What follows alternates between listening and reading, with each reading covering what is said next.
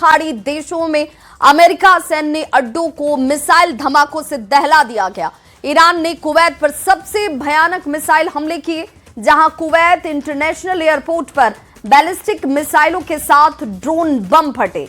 Iran ने धमकी दी है कि अमेरिका इन हमलों से सबक लेकर बमबारी बंद कर दे, लेकिन ट्रंप ने ईरान को एटमी डील की नई शर्त बताकर भड़का दिया है। इधर इजराइल ने तेहरान में तख्ता पलटने का ऑपरेशन शुरू कर दिया।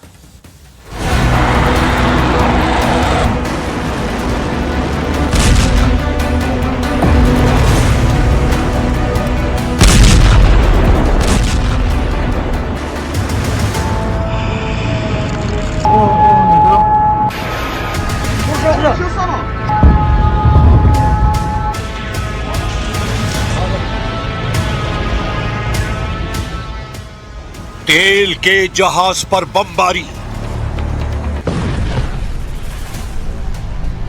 सैन्य अड्डों पर मिसाइलों की बौछार।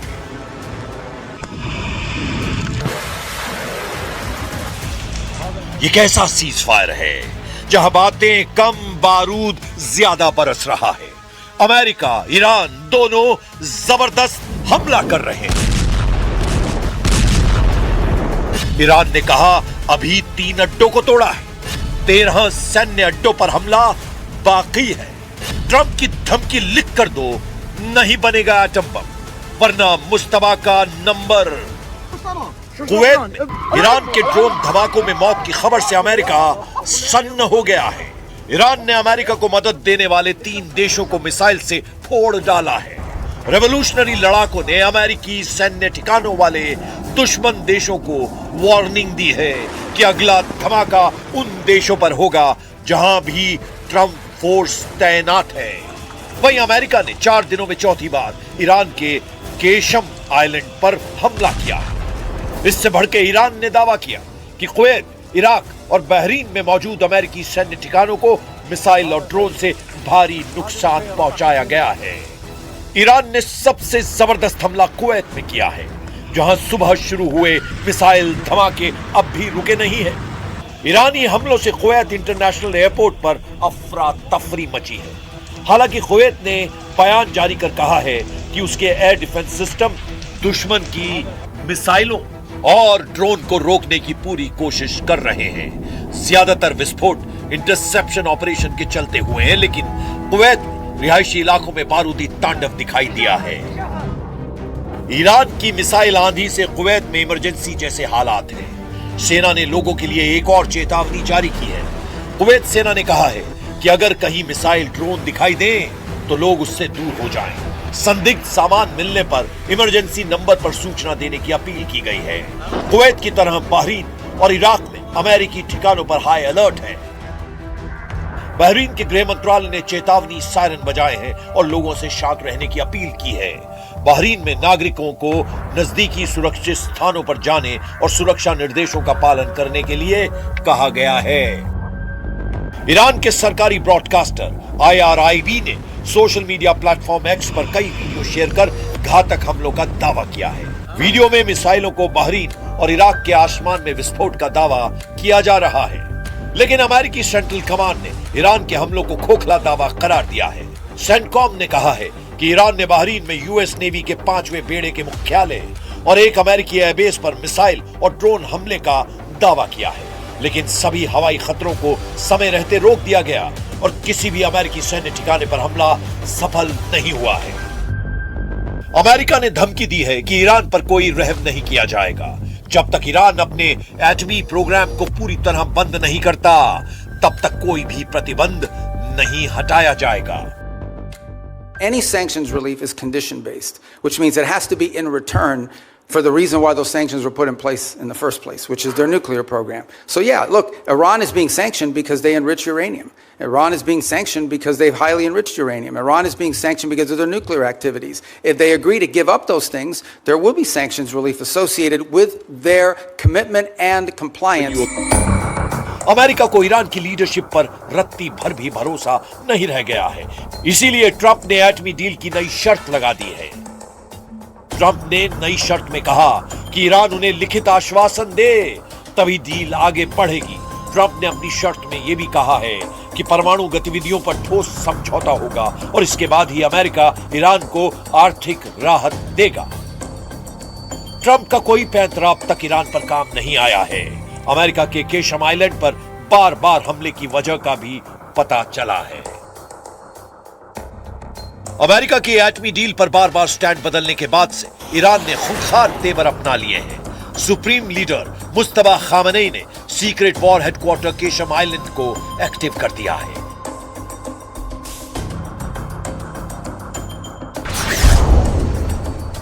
केशम आइलैंड फारस की खाड़ी में ईरान का सबसे बड़ा द्वीप है। यह हॉर्मुज स्ट्रेट के मुहाने पर है, जहां से दुनिया का लगभग 20 से 25% कच्चा तेल गुजरता है।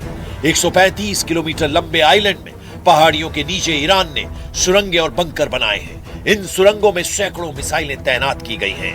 इन्हें मिसाइल फार्म भी कहा जाता है, जहां से ईरान लंबी और मीडियम रेंज की मिसाइलों को आसानी से लॉन्च कर रहा है। ये मिसाइलें फारस की खाड़ी में मौजूद किसी भी दुश्मन के जहाज को हिट कर रही हैं। मुस्तफा का ये अंडरग्राउंड युद्ध मुख्यालय गेम चेंजर साबित हो रहा है। ईरान ने केशम आइलैंड को ट्रंप के जंगी बेड़ों की तर्ज पर बना रखा है। इस आइलैंड की पूरी फिल्म ईरान ने रिलीज कर दुश्मनों के होश उड़ा दिए हैं। समुद्री मोर्चे पर ईरान ने अपना इरादा साफ कर दिया है। ईरान के हजारों ड्रोन अमेरिका की नौसेना पर हमले के लिए तैयार हैं। ईरान ने हॉर्मुज के आसपास टापुओं पर लड़ने के लिए अपने टैंक समंदर में उतार दिए हैं। ईरान के कमांडो भी सुरंगों से निकलकर लड़ने को तैयार हैं। और इन सब के पीछे खड़ी है ईरान की मिसाइल पावर, जिसके धमाकों की ताकत ट्रंप से बेहतर कौन जानता है। लेकिन इन सब के बीच अमेरिका को डराने वाली खबर केशम की मिसाइल सिटी से आई है। केशम आइलैंड की जमीन के नीचे मिसाइल बंकरों और ड्रोन बेस का एक बड़ा जाल है, जो यूएस के जंगी जहाजों को खाड़ी में पहुंचने से बहुत पहले ही ट्रैक कर लेता है, जिससे ईरान को पूरी तरह से स्ट्रेटेजिक दबदबा बनाने में आसानी हो रही है। ईरान के बेजोड़ प्लान और जबरदस्त हमलों से अमेरिका नए सिरे से अलर्ट हो गया है। इधर इजराइल ने अपनी वॉर प्लानिंग को नई धार दी है। पीएम नेतन्याहू ने ट्रंप से परमिशन लेकर अब ईरान में तख्ता पलट तक युद्ध का ऐलान किया है। ידע כל חורש רעה נגד ישראל שמזימותיו ייכשלו. המחיר שהוא ישלם יהיה כבד ביותר. המחיר שאיראן כבר שילמה הוא כבד מאוד מאוד. היסודות של משטר האימים הזה באיראן נסדקו. הוא לא ישוב להיות מה שהיה, ואני אומר לכם, סופו ליפול. ईरान को कंट्रोल करने से पहले इजराइल हिजबुल्लाह का टोटल सफाया करने में जुटा है। इजराइल ने लड़ाका ग्रुप के खतरे से संयुक्त राष्ट्र को भी अलर्ट किया है। संयुक्त राष्ट्र में इजराइल के राजदूत डैनी डैनन ने हिजबुल्लाह के ड्रोन खतरे को लेकर बड़ा बयान दिया। डैनन ने कहा कि ऐसे छोटे ड्रोन आज के समय की सबसे गंभीर चुनौतियों में एक बन गए हैं और इजराइल उनके हमले का इंतजार नहीं करेगा। डैनी डैनन अपने साथ एक छोटे ड्रोन की डमी लेकर पहुंचे। बैठक के दौरान उन्होंने डमी दिखाते हुए कहा कि हिजबुल्लाह जिन ड्रोन का इस्तेमाल कर रहा है उनका वजन 2 किलोग्राम से भी कम है और इन्हें आसानी से ऑनलाइन खरीदा जा सकता है। डैनन ने कहा ये ड्रोन किसी भी गाड़ी की खिड़की तक पहुंचाए जा सकते हैं और बेहद कम ऊंचाई पर उड़ते हैं, इसीलिए इनका पता लगाना मुश्किल होता है। डैनन ने आगे कहा कि जब तक आपको अपने सिर के ऊपर इसकी आवाज सुनाई देती है तब तक बहुत देर हो चुकी होती है। डैनन ने कहा कि इजराइल इन ड्रोन से निपटने के लिए नई तकनीकों और रणनीतियों पर काम कर रहा है। उन्होंने कहा कि इजराइल इस चुनौती का समाधान खोज लेगा। Now Hezbollah are using different kinds of drones. Few of them with fiber optic. These drones weigh less than 2 kilograms. It flies low. It is very difficult to detect. And by the time you hear it above your head, it's too late. इस बीच Iraq से Israel के लिए good news मिली है, जहां Iran समर्थित 2 लड़ाका group ने surrender कर दिया है। ईरान समर्थित इराकी मिलिशिया अस्साइब अहल अल हक और इमाम अली ब्रिगेड ने अपने हथियारों को इराकी सेना को सौंपना शुरू कर दिया है। हालांकि नेतन्याहू से नाराज ट्रंप ने उन्हें सोमालिया फ्रंट पर करारा झटका दिया है। इजराइल ने सोमालीलैंड को नए देश की मान्यता दी है। सोमालीलैंड को सोमालिया से अलग मुल्क के रूप में मान्यता के मसले पर अमेरिका इजराइल के साथ नहीं है। वॉशिंगटन ने सोमालिया की एकता और अखंडता की पुष्टि की है। मिडिल ईस्ट से आई रिपोर्ट के मुताबिक सऊदी अरब और खाड़ी देशों के प्रेशर में ट्रंप ने सोमालिया का पक्ष लिया है। अमेरिकी विदेश विभाग ने कांग्रेस को सोमालीलैंड को लेकर एक रिपोर्ट दी है। इसमें कहा गया है कि सोमालीलैंड के विकास के लिए सोमालिया में शामिल किया गया था।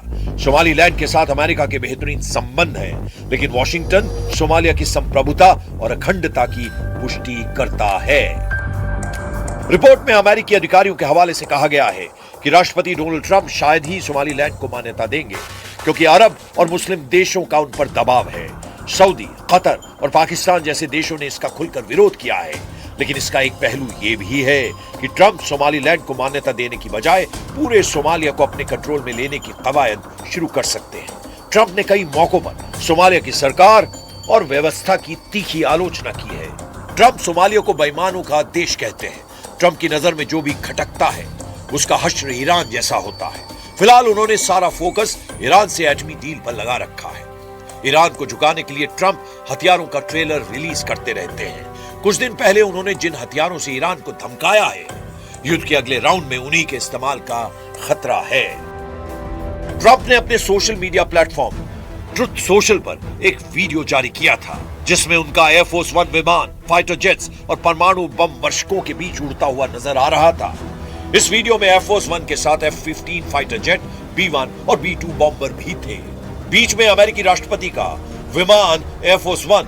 ये फॉर्मेशन दिखाकर ट्रंप बतलाना चाहते हैं कि अमेरिका के हमले का वो कैसे नेतृत्व कर रहे हैं। लेकिन ईरान जिस जिद से जंग के मैदान में डटा है, उसकी कोई काट नहीं है।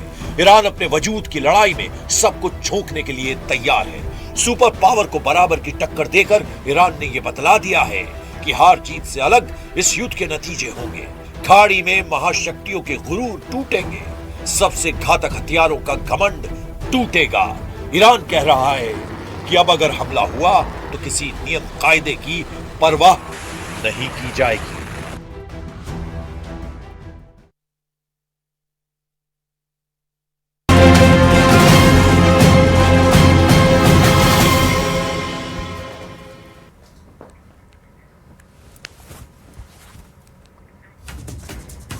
तो देखिए, इस पूरे घटना के बाद से अब लगातार जो सवाल हैं वो सवाल उठाए जा रहे हैं कि आखिर ईरान और अमेरिका के बीच इस तरीके से हालात जो हैं वो कब सुधरेंगे। अगर यूक्रेन की बात करें तो यूक्रेन ने रूस के हमलों का जबरदस्त जवाब देना भी अब शुरू कर दिया है। यूक्रेन ने सेंट पीटर्सबर्ग में रूस के तेल डिपो को मिसाइल धमाकों से उड़ा दिया। यूक्रेन के ड्रोन हमलों से रूस के कोनस्टार्ट पोर्ट पर नेवी के जहाजों को एक बड़ा नुकसान पहुंचा है।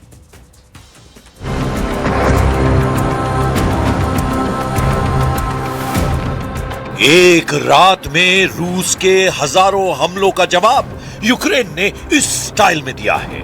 यूक्रेन के ड्रोन बमों के धमाकों से पुतिन का तेल डिपो तबाह हो गया है। वीडियो में सेंट पीटर्सबर्ग पर यूक्रेन का पलटवार दिखाया गया है। यूक्रेन की स्पेशल फोर्स ने सेंट पीटर्सबर्ग में ऑयल टर्मिनल पर हमला किया है। यह हमला 1100 किलोमीटर की दूरी से किया गया। वहीं रूस की हथियार फैक्ट्रियों पर भी ड्रोन अटैक किए गए हैं। ज़ेलेंस्की ने पुतिन के शहरों पर बड़े हमले करके बतला दिया कि उनकी पलटवार वाली ताकत कम नहीं हुई है। यूक्रेन में नई तबाही मचाने के लिए पुतिन ने बड़ा हाइपरसोनिक अटैक किया है। 5 शहरों में 8 हाइपरसोनिक ज़िरकॉन मिसाइल से हमला किया। कई क्रूज मिसाइल भी फायर की। यूक्रेन में वही हो रहा है जिसकी भविष्यवाणी ज़ेलेंस्की ने की थी। जून का महीना बड़ी तबाही लेकर आया है। रूस ने एक ही रात 73 मिसाइलें फायर की, 656 ड्रोन दागे। इनमें 8 हाइपरसोनिक मिसाइलें भी शामिल थी, जिन्हें रोकना ज़ेलेंस्की के बस की बात नहीं। इस हमले के निशाने पर रहे यूक्रेन के बड़े शहर, राजधानी कीव, निप्रो, ज़पोरिज़िया, पोल्टावा और खार्किव। खौफ ऐसा फैला कि लोग अपने घरों से निकलकर बेसमेंट, मेट्रो स्टेशन और गलियारों में छिपने को मजबूर हो गए। आसमान में धुएं का गुबार और जलते हुए मलबे ने हालात को भयावह बना दिया। यूक्रेन पर हमले रात में हुए और दिन में भी जारी रहे। Российских атак Жорстокий був удар. Більше ніж 70 ракет, багато балістики, більше ніж 650 дронів за ніч. В день сьогодні росіяни продовжили атаки, ще близько 100 дронів було. यूक्रेन का जरा हाल देखिए। कुछ इलाकों में रिहायशी इमारतें पूरी तरह ढह गई हैं। मलबे के नीचे अब भी कई लोगों के फंसे होने की आशंका है। इसी तबाही को रोकने के लिए जेलेंस्की ने ट्रंप और यूरोप के सामने बड़ी डिमांड रख दी है। जेलेंस्की ने यूरोप से एयर डिफेंस सिस्टम मांगा है और ट्रंप से भी मांगी है patriot air defence missile. Мої співчуття усім, хто втратив рідних та близьких. Вкотре Путін зі своїм божевіллям перемогли життя звичайних дітей. Житлові будинки, поліклініку в Києві. Шахеди були проти багатоповерхівок. Ukraine बहुत मुश्किल में है। पुतिन अब जेलेंस्की को रिफाइनरी को टारगेट करने की सजा दे रहे हैं। यूक्रेन में हालात बहुत खराब है। कई इलाकों में बिजली गुल हो गई है। साफ नजर आ रहा है कि यूक्रेन का युद्ध बहुत ही खतरनाक मोड़ पर पहुंच गया है। लेकिन पुतिन इस बार आर पार के मूड में है।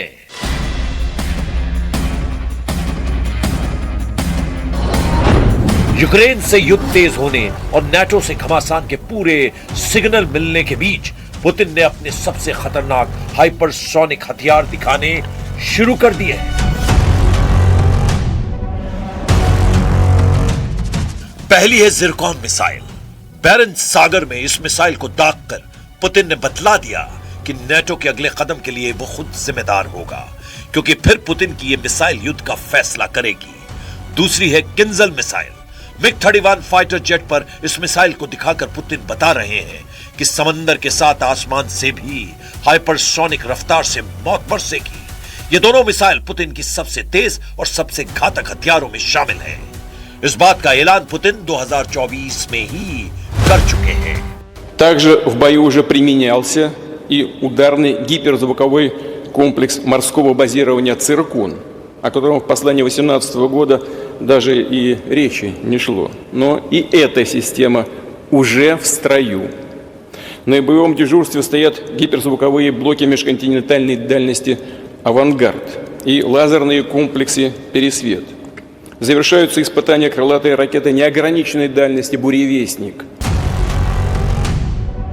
सवाल है कि पुतिन ने यूक्रेन युद्ध के बीच हाइपरसोनिक हथियारों के साथ अपना समुद्री बेड़ा दिखाना क्यों जरूरी समझा?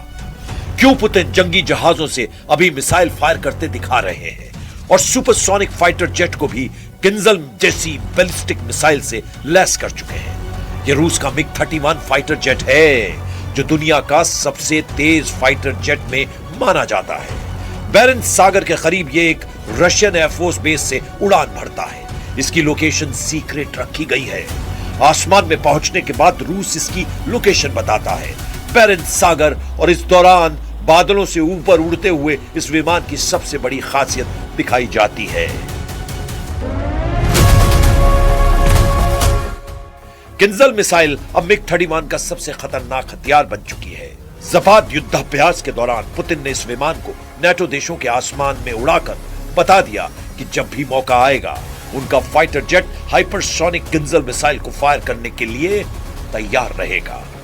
अब देखिए बाल्टिक देशों के बीच रूस के एक हिस्से कालिनग्राद में क्या हो रहा है।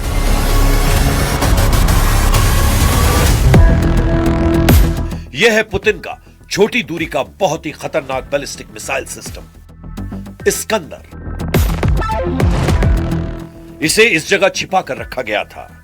अब ज़पाद युद्धाभ्यास के दौरान इसकी तैयारी आजमाई जा रही है। लॉन्चिंग ऑर्डर मिलने के बाद इस मिसाइल लॉन्चर को फौरन तैयार किया जाता है। रूस की इस्कंदर मिसाइल, रेंज 500 किलोमीटर से ज्यादा।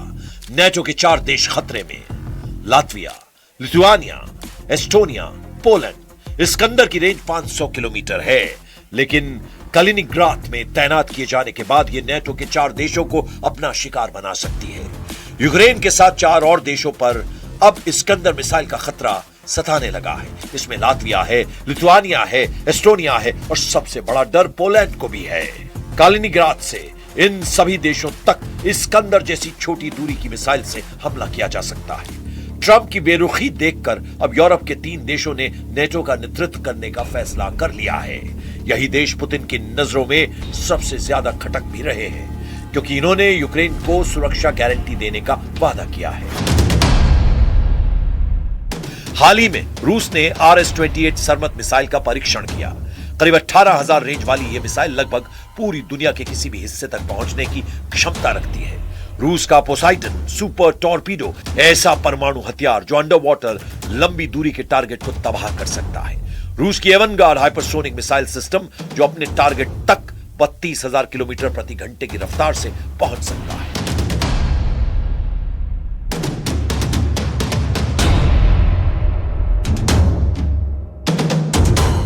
और इसी बीच नेटो सीमा पर भी युद्ध भड़कने का खतरा बढ़ता जा रहा है। रोमानिया में मिला जिंदा गोला, पोलैंड में एयर अलर्ट, ब्लैक सी में बढ़ती मिलिट्री एक्टिविटी। अगर एक मिसाइल नेटो सीमा के अंदर फट गई तो क्या नेटो सीधे युद्ध में उतर जाएगा? क्या यूक्रेन युद्ध अब यूरोप की सीमाएं तोड़ने वाला है? क्योंकि अब यह सिर्फ रूस बनाम यूक्रेन नहीं रह गया, अब यह युद्ध है टेक्नोलॉजी बनाम टेक्नोलॉजी।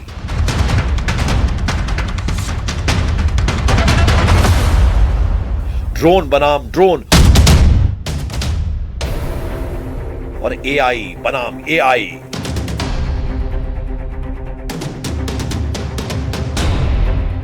एक ऐसा युद्ध जहां हजारों किलोमीटर दूर बैठा ऑपरेटर एक क्लिक में मौत भेज रहा है, जहां बिजली घर निशाने पर है, तेल डिपो निशाने पर है, कमांड सेंटर निशाने पर है और शायद देशों के नेता भी। दुनिया ने पहले टैंक वॉर देखा, मिसाइल वॉर देखा,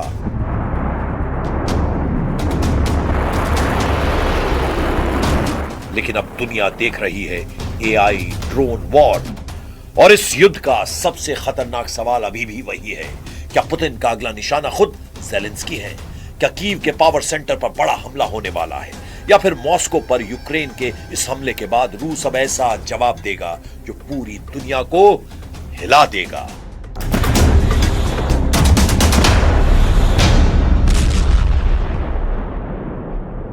находящаяся на дежурстве с 2017 года. Она уже применяется в ходе специальной военной операции, но работа по ее совершенствованию, в том числе по повышению точности в неядерном. इस युद्ध का एक और खतरनाक चेहरा अब दुनिया के सामने आ रहा है, वो है साइकोलॉजिकल वॉरफेयर। क्योंकि अब सिर्फ मिसाइलें और ड्रोन नहीं दागे जा रहे, बल्कि डर दागा जा रहा है। मॉस्को में धमाकों के बाद सोशल मीडिया पर वीडियो की बाढ़ आ गई है। कहीं जलती रिफाइनरी, कहीं आसमान में उड़ते ड्रोन, कहीं रूसी नागरिकों की चीखें। और इसी तरह कीव में भी रात भर सायरन, बंकरों में छिपे लोग और ऊपर मंडराती मौत। यानी अब युद्ध सिर्फ मैदान में नहीं, मोबाइल स्क्रीन पर भी लड़ा जा रहा है। जिसका वीडियो ज्यादा वायरल, जिसकी तबाही ज्यादा दिखाई दे, दुनिया उसी को ज्यादा ताकतवर मानने लगती है। यही वजह है कि अब रूस और यूक्रेन दोनों हर हमले को सिर्फ सैन्य ऑपरेशन नहीं, बल्कि ग्लोबल मैसेज की तरह इस्तेमाल कर रहे हैं।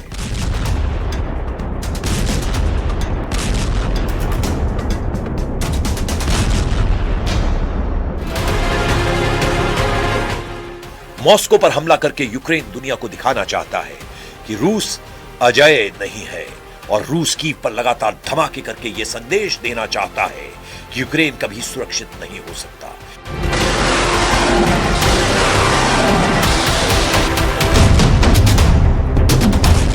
यानी अब यह सिर्फ जमीन की लड़ाई नहीं, नैरेटिव की भी लड़ाई बन गई है। कौन ज्यादा ताकतवर दिख रहा है, कौन ज्यादा डर पैदा कर रहा है, कौन दुनिया का समर्थन जीत रहा है और कौन दुश्मन की जनता का मनोबल तोड़ रहा है।